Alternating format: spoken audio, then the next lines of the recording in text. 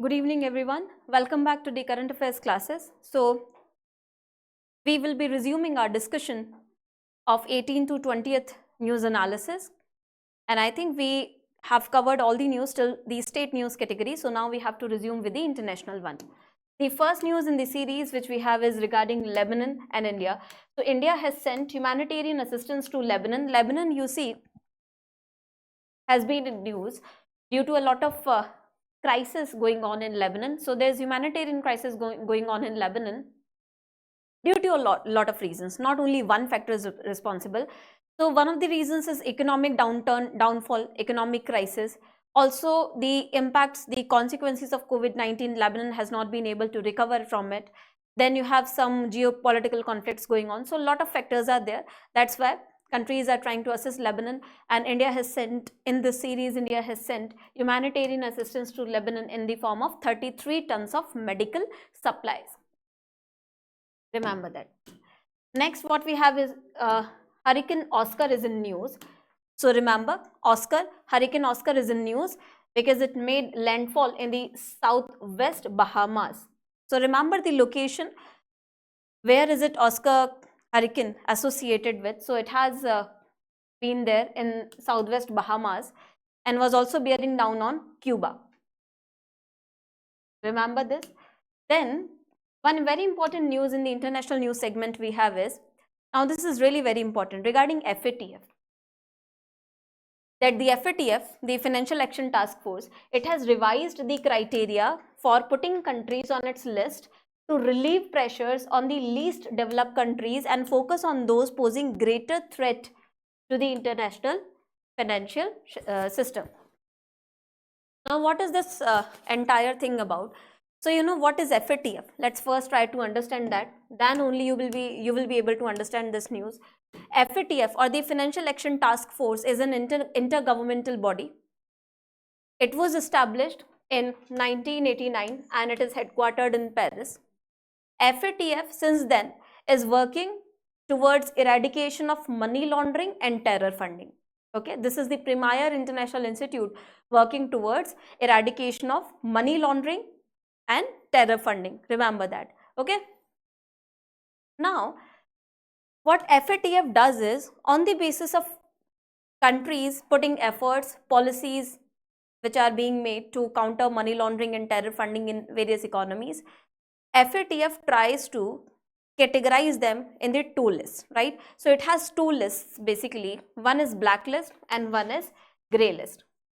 Blacklist basically identifies countries or jurisdiction from where serious strategic deficiencies are arising. Countries which have serious strategic deficiencies in terms of implementation of apt policy measures for eradication of money laundering and terror funding. Clear? So presently you have three countries there, North Korea, Iran and Myanmar, in the blacklist. Then you have grey list. In grey list you have those countries which although have deficiencies but they are working actively with FATF to eradicate such deficiencies and to come up with better strategical plans and measures to eradicate money laundering and terror funding. Right? So these are the countries in grey list. You have a lot of countries in grey list which they have a threat of all these activities, but they are working continuously, actively towards it. So examples you have in front of you like Bulgaria, Burkina Faso, Syria, etc., etc. This is one general idea about FATF. Now the news is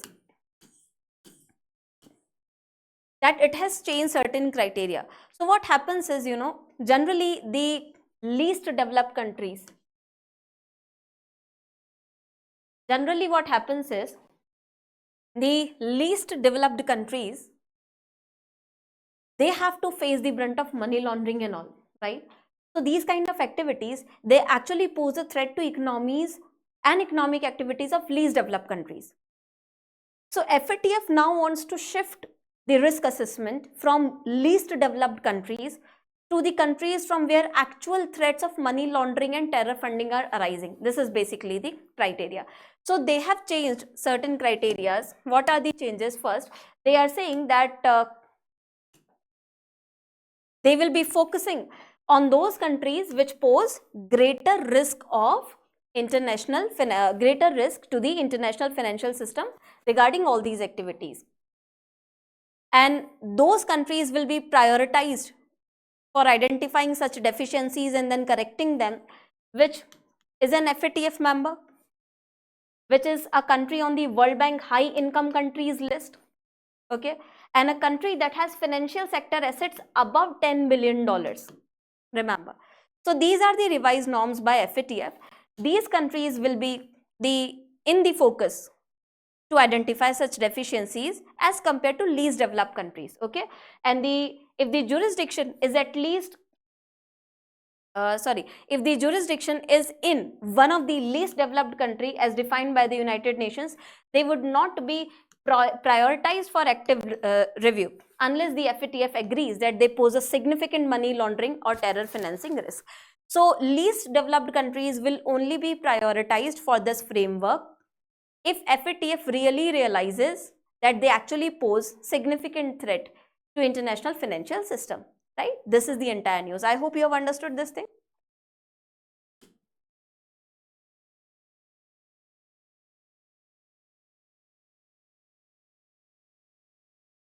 Basically, they are trying to shift the focus from least developed countries to countries from which the serious threat is arising. This is about FATF, blacklist and grey list.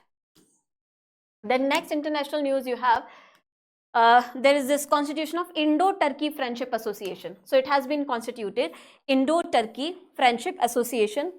It was announced in Hyderabad to foster cooperation in areas such as economy and trade between India and Turkey.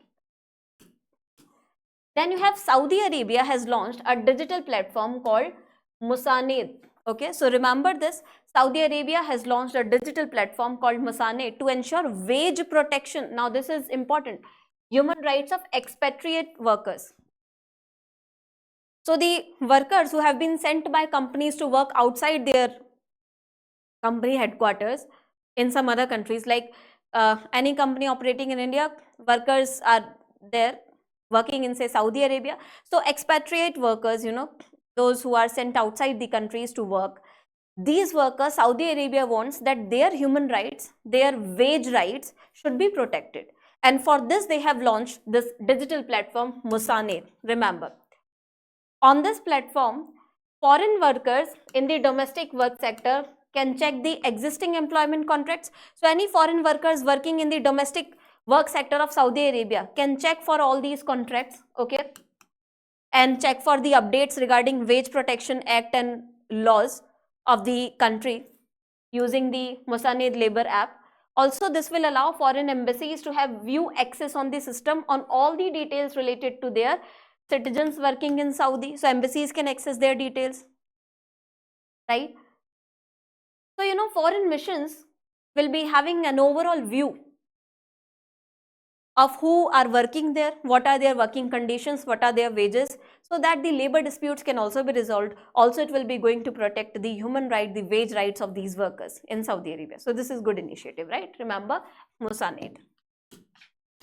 Then next, moving on to mergers and acquisitions, let's see. So BEML and PFC, they have signed an agreement to finance and execute critical infrastructure projects, particularly in the areas of defense, rail transportation and infrastructure development. So BEML and PFC will be working in these areas. So you can remember these names. BEML CMD is Shantanu Roy and CMD of PFC is Parminder Chopra. Then you have during the visit of President of India to Malawi, 4 MOUs have been signed between India and Malawi, okay, after delegation level talks. So these 4 MOUs with the country Malawi are regarding sports, youth matters, pharmaceuticals and art and culture, remember.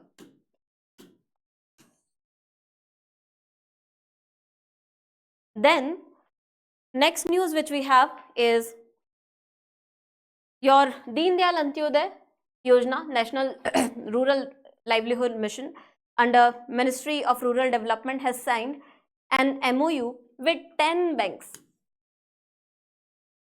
So Deen Dayal Antyodaya Yojana NRLM has signed MOUs with 10 banks, out of which 9 belong to the public sector bank and 1 belongs to the private bank. So remember these banks. Public sector banks में you have bank of Baroda, bank of India, bank of Maharashtra, Canara bank, central bank of India, Indian bank, Indian overseas bank, Punjab national bank and UCO bank. So remember, these 9 banks are from public sector and 1 is from private sector. So remember this one, IDBI Bank Limited. Okay, IDBI Bank. So IDBI Bank and all these 9 banks, total 10 MOUs it has signed. They will be designing specific products for financing individual women entrepreneurs under the fold of DAY NRLM. So you know, they will be designing under these MOUs, they will be designing specific products to be launched. Like we have seen in part 1 today only, that under these kind of schemes, they are trying to provide individual credit support, right, to the women, individual women members of self-help groups.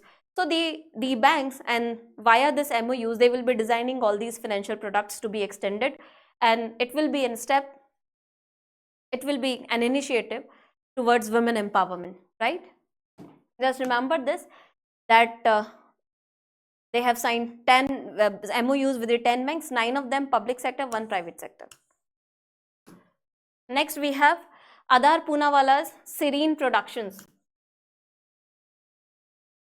is going to acquire 50% stake in Karan Johar's Dharma Productions and Dharmatic Entertainment for rupees 1000 crores.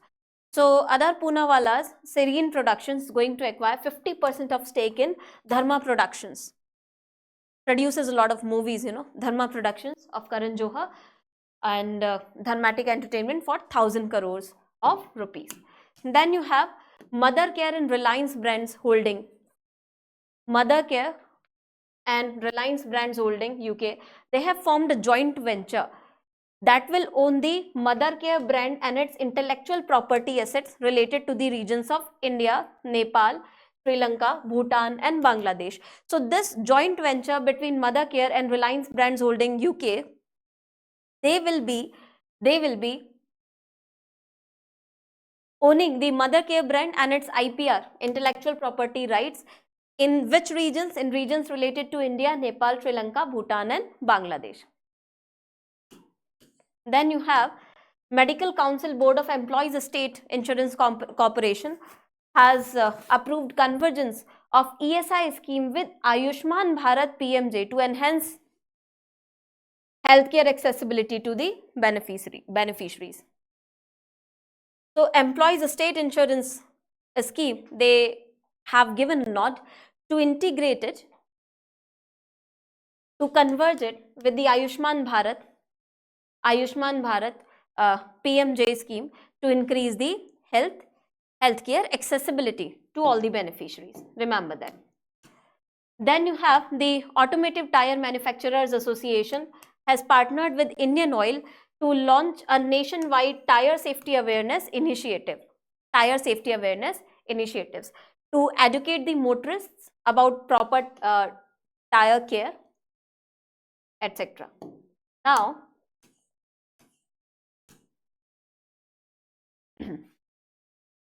next, engineering major L&T. So L&T and US based Clean Core Thorium Energy, they have signed an MOU to provide clean energy solutions globally. Okay, and they also aim to accelerate nuclear power development and deployment. Then you have India's Tata Steel has signed a contract with the Italy-based Tenova. So Tata Steel has signed a contract with Italy-based Tenova for electric arc furnace basically, and its Port Talbot plant in Wales.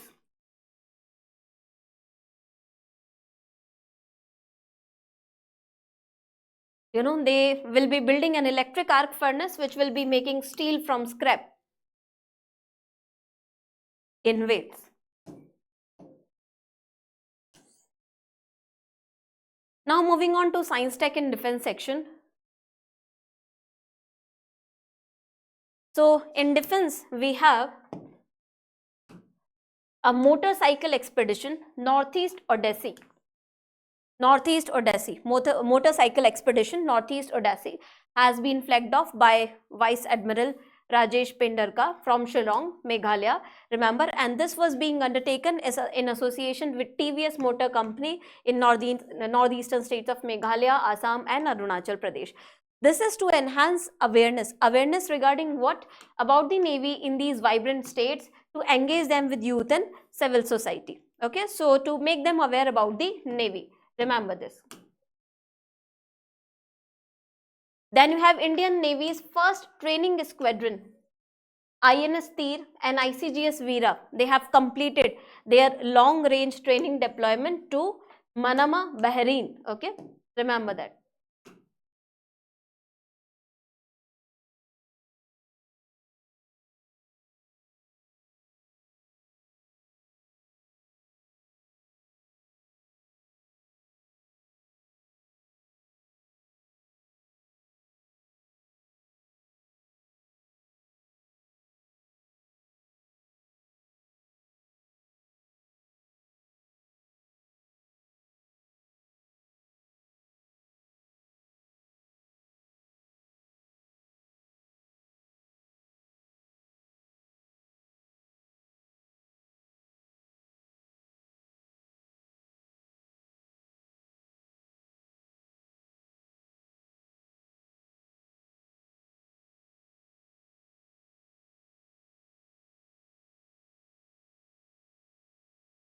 So remember this thing.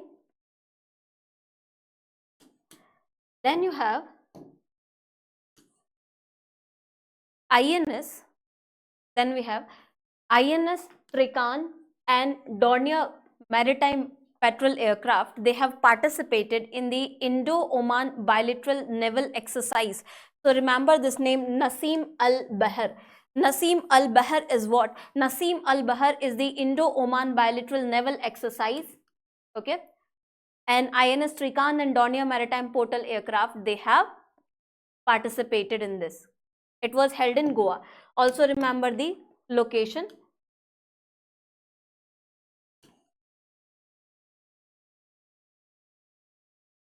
It was held in Goa. Then you have National Cadet Corps, NCC. NCC is set to embark on its first ever special sailing expedition. Is going to have its first ever special sailing expedition, which is a flagship event leading up to Republic Day Camp 2025. The expedition will involve 528 naval wing cadets from across India, and it is going to be there along the Ganges and the Hooghly rivers through Uttar Pradesh, Bihar and West Bengal. And the event is themed as Bhartiya Nadiyan. So please remember the theme of this event. This is important. The theme of this event of NCC is Bhartiya Nadiyan Sanskritiyon ki Janani. Bhartiya Nadiyan Sanskritiyon ki Janani. It is the theme. Bhartiya Nadiyan Sanskritiyon ki Janani. It will be flagged off from Kanpur. It has been flagged off from Kanpur on 21st October. And it is going to conclude in Kolkata on 20th December. Remember, these are several phases into which it is going to be there. Just remember the theme. Next, we have Indian Coast Guard has successfully conducted the coastal security exercise Sagar Kavach. So Sagar Kavach belongs to Indian Coast Guard. It has been successfully conducted across Gujarat and Union Territory of Daman and Diu.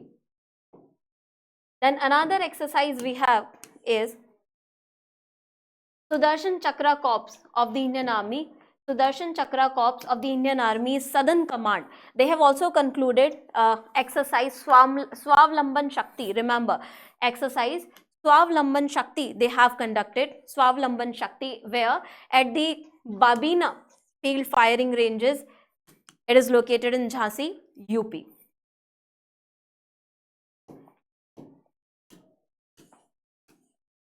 Then moving on to the indices and rankings. So Portuguese footballer Cristiano Ronaldo has become the world's highest paid footballers for 2024. Remember. And Lionel Messi stands to be the second one. So first is, according to Forbes, Cristiano Ronaldo is the world's highest paid footballer, and the second highest is Lionel Messi. Then we have, according to the Fraser Institute's latest Economic Freedom of the World report, Hong Kong has surpassed Singapore to regain the title as world's freest economy. So remember, world's freest economy, where you have the most free economy. That means least intervention from government authorities and more market participation. So Hong Kong becomes such country, right? According to Fraser Institute's latest Economic Freedom of the World report, Hong Kong is world's freest economy, and second one is Singapore, third one is Switzerland, okay, followed by New Zealand and the US. Which is the last one? Venezuela. Remember, last one also remember, Venezuela is the last one. First one is Hong Kong. Then in the reports, if you see, so according to NSE's latest State of States report, which reviews the state budget for financial year 2024-25, it is according about the fiscal parameters and fiscal health basically of the states. So the fiscal health of Indian states, it continues to be under pressure.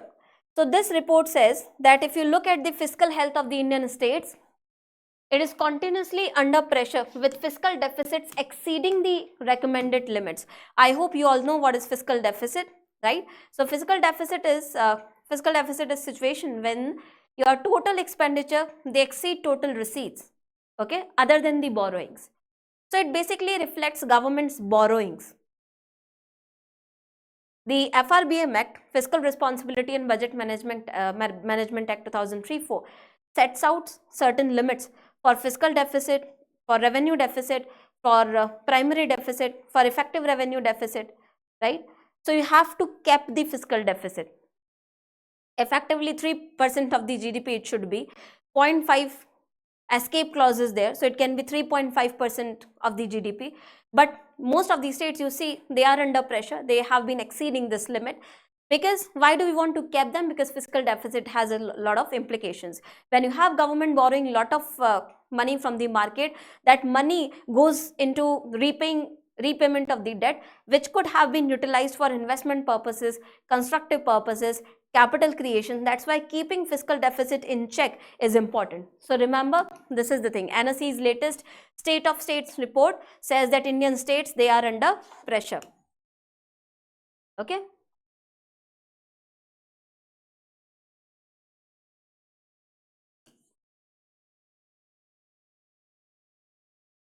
Then you have, according to the report by Policy Bazaar, heart-related insurance claims in India, they have doubled over the past 5 years.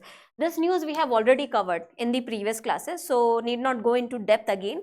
But you see, recent reports, they are showing that heart-related insurance claims have increasing, right? So insurance claims, particularly, so medical insurance claims, they have been rising, and particularly the heart-related component is rising. We have covered this news earlier as well. So remember this, they have doubled over the past 5 years because, you know, the cost of treatment has become really expensive. It has increased by 47% to 53%.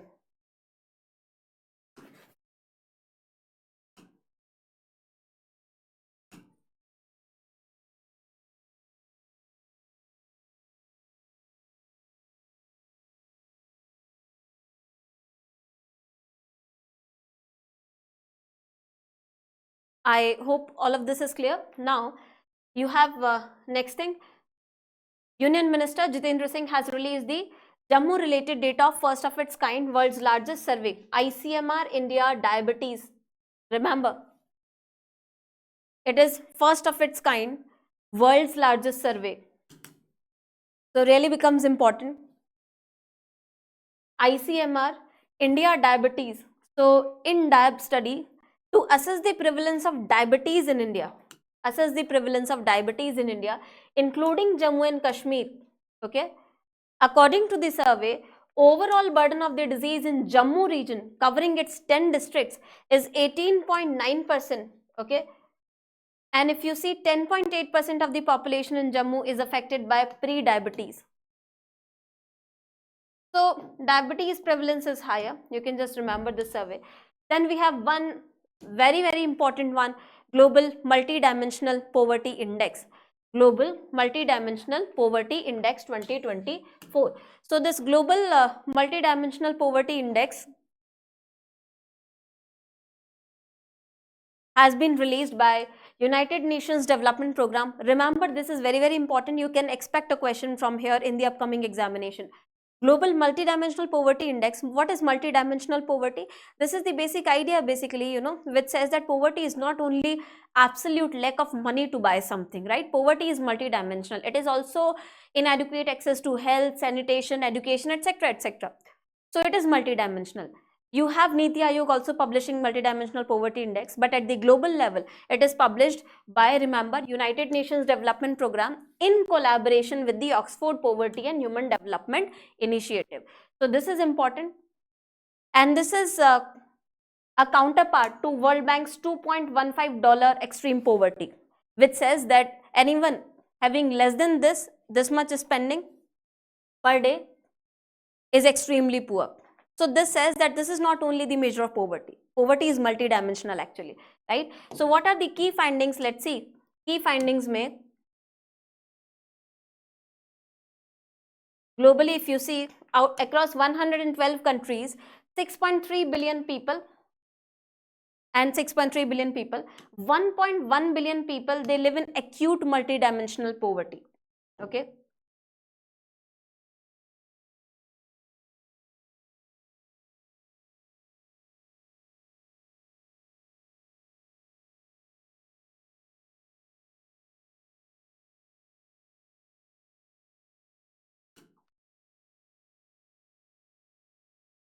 All right. Also remember, 5 countries which are there with the largest number of people living in poverty. India is also among them. So this is important observation for India. India is among 5 countries with largest number of people living in poverty. India may you have 234 million. Then you have Pakistan, Ethiopia, Nigeria, Democratic Republic of Congo. And you have to remember the MPI value for India, 0.069. The multidimensional poverty index value for India is 0.069. Also remember, according to the report, India has medium HDI, not very high, not very low. So India has a medium HDI. Remember this information as well. While Pakistan, Ethiopia, etc., they have low HDI. Okay. These are certain important information. Remember, India's MPI value is 0.069. Now, what becomes more important is all the dimensions onto which it ranks all these countries and gives them score basically, right? So broadly, there are 3 dimensions: health, education, and standard of living. And there are several indicators in these 3 dimensions which are utilized. So please remember these dimensions as well as indicators. They can ask you directly these dimensions and indicators as well. In health, they look at nutrition and child mortality. Education, they look at years of schooling and school attendance. Standard of living, they look at cooking fuel, source of cooking fuel. Then sanitation, then drinking water, electricity, and housing. So these are important dimensions and indicators of global multidimensional poverty index, and their weights are also there. So weightage, if you see, health ka, nutrition ka 1/6, child mortality ka 1/6, education and school attendance be 1/6, rest of them is 1/18. Okay. Then if we look at the awards, etc., so we have the Chirate Ventures has awarded the Chirate Ventures Patrick J. McGovernor Awards for 2024, where Narayan Murthy, founder of Infosys, was awarded with the India Lifetime Achievement Award. So remember this. Then Shantanu Narayan, Chair and CEO at Adobe, won the Global Lifetime Achievement Award. Abhinav Asthana, CEO and founder of Postman, received the Exceptional Entrepreneurial Achievement Award. Then you have Mohanji, the renowned humanitarian and spiritual leader, has been honored with a special recognition for his global humanitarian leadership at the 9th Conscious Companies Awards held in Johannesburg, South Africa. Remember. Then popular film producer, director and screenwriter Rajkumar Hirani was given National Kishore Kumar Award in Khandwa, which is birthplace of Kishore Kumar, MP. Okay, by this award is given, to eminent artists by Directorate of Culture, Madhya Pradesh government. From 1997 it is being conferred. So remember, this time it has been given to Rajkumar Hirani. Then you have Aditi Anand from Anglia Ruskin University in Cambridge, England, has received Emerging Illustrator Category Award at the prestigious Victoria Albert Museum's Illustration Awards in London. So Aditi Anand has received Emerging Illustrator Category Award for her work Marigolds, which will be on display at the world famous Victoria and Albert Design Museum, London. Talking about sports, so you have 27th All India Forest Sports Meet concluded on 20th October in Raipur, Chhattisgarh. Remember, 27th All India Forest Sports Meet. So the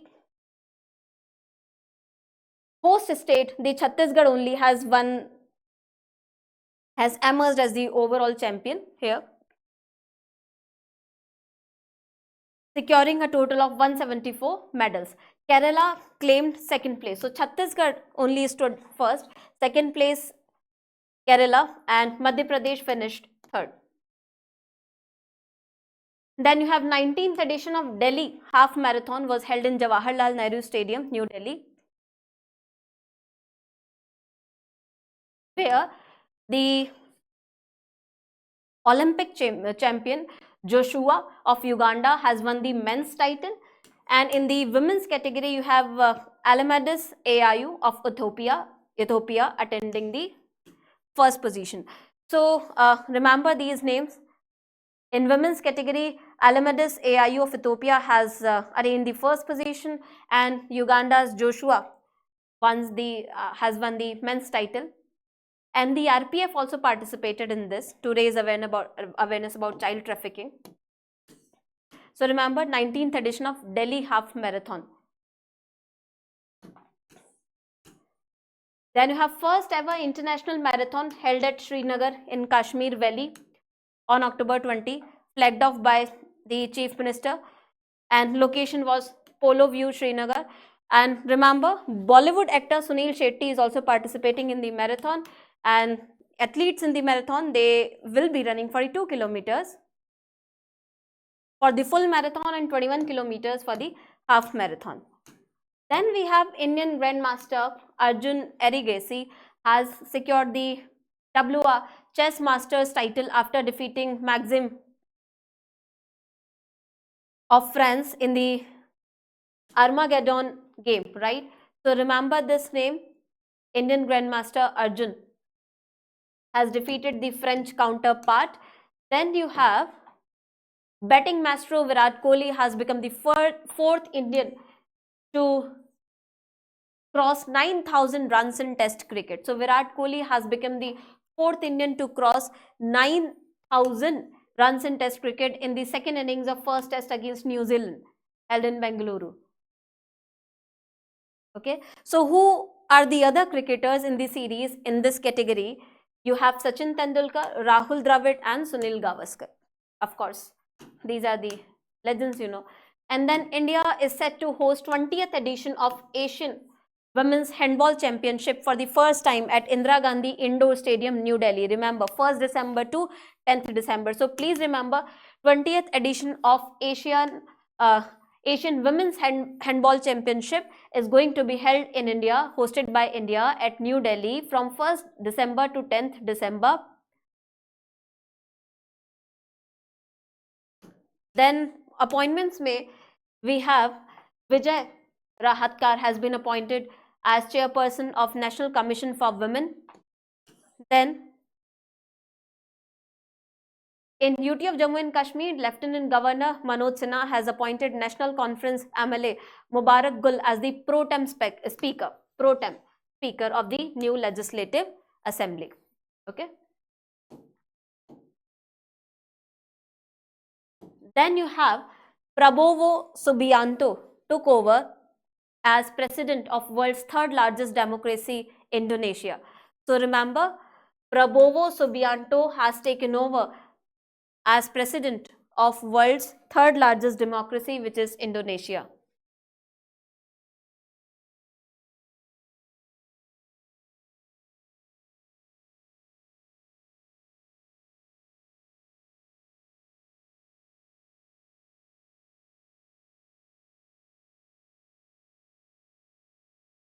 Then next what we have is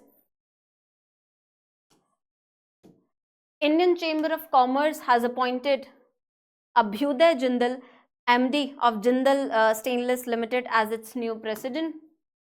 Then you have Vikram Dev Dutt will assume the charge as coal secretary on 21st October.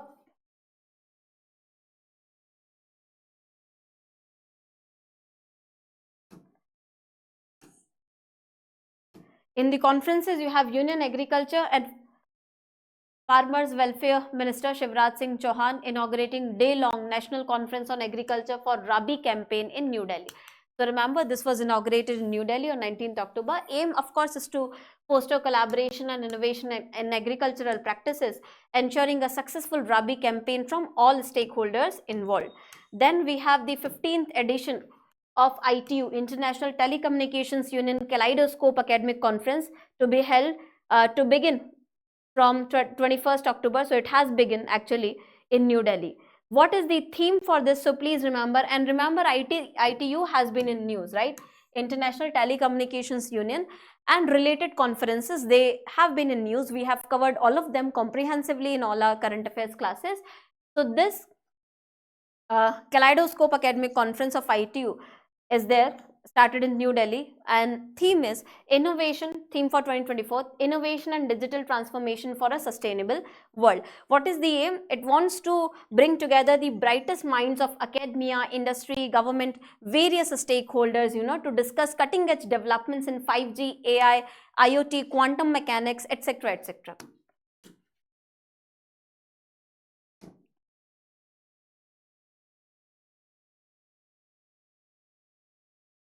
Then we have Prime Minister will be, or Prime Minister has traveled to Russia to participate in the 6th BRICS Summit scheduled for October 22 to 23 in Kazan. And the summit is important, remember. So the theme becomes important for the 16th BRICS Summit. Remember the theme, please. So the theme of this BRICS Summit is strengthening the multilateralism for just global development and security. And BRICS, stand for, I hope. Okay, so I will be waiting for your answers. You tell me BRICS stands for what and how many countries they have recently joined BRICS, right? Which countries have recently joined BRICS? You will be letting this thing, you will be typing this thing in the comment section. Okay, so give me this answer. What all countries are there? Presently, there were only Brazil, Russia, India, China, and South Africa. But recently, new countries have been added. So you will be telling me about BRICS. Now, moving on to obituaries and important days. So you have Odisha will be hosting the 18th Pravasi Bharatiya Divas in Bhubaneswar from 8th to 10th of January 2024, remember. And Pravasi Bharatiya Divas is celebrated to commemorate the arrival of Father of Nation, Mahatma Gandhi, from South Africa on 9th of February. So he came from South Africa on 9th of February 1915. From then we are celebrating the day as Pravasi Bharatiya Divas, and India has been celebrating this since 2003. We have been celebrating this since 2003. So 17th was organized, remember, in Indore, Madhya Pradesh. So remember the location of 17th and where the 18th one is going to be organized. It is going to be organized in Bhubaneswar, Odisha. Remember this location, it is very, very important, right? So 18th Pravasi Bharatiya Divas going to be organized in Bhubaneswar, Odisha. Then you have World Iodine Deficiency Day. Iodine Deficiency Day, also known as Global Iodine Deficiency Disorders Prevention Day, is observed on 21st October. 21st October. Then we have World Statistics Day. World Statistics Day observed annually on 20th October. Person in news mein we don't have anything relevant. So this was only there from the CA from 18th to 20th October. We have covered all these news comprehensively. I would be waiting for your answers for the BRICS question in the comment section, and I hope you have understood all these news. Even if you have any doubt, you can always ask me. You can ask me in the comment section as well. So keep on revising all these important things, keep on reading them. and please revise the ones which are more relevant for the IRDAI examination, because now the examination is the nearest one. So I hope the class becomes useful for you. I will see you in the next class with the next set of news analysis. Till then, have a great day. Thank you so much. See you in the next session.